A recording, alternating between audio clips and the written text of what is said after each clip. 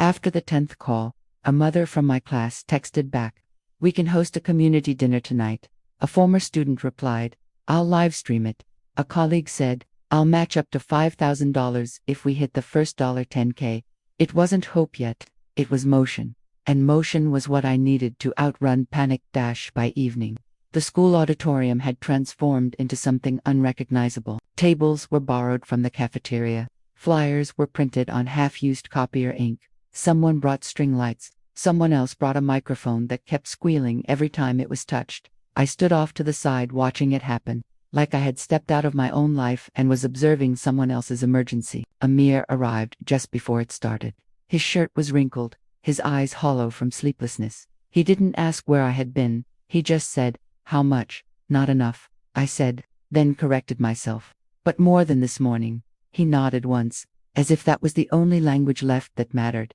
When the doors opened, people poured in, parents from my school, local shop owners, a woman from the bakery who had donated cakes before without asking why. Students with money folded into their hands like secrets. I spoke only once.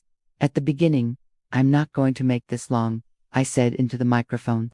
My voice sounded strange, amplified, almost detached. "My son needs a liver transplant.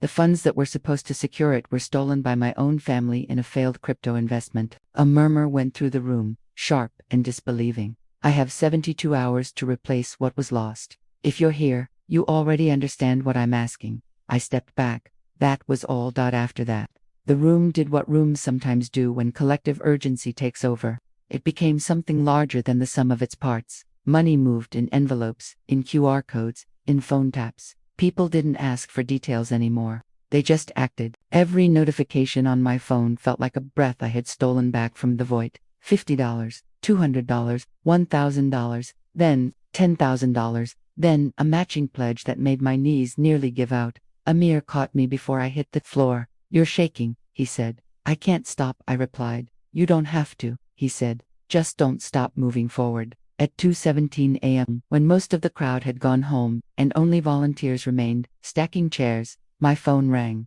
Unknown number. I answered immediately. A man's voice, calm, precise. "This is compliance from the exchange handling flagged transfers. We've frozen a partial wallet linked to your case." I gripped the edge of the table. "How much?" A pause. $83,000 equivalent, subject to legal confirmation. It wasn't everything, but it was oxygen.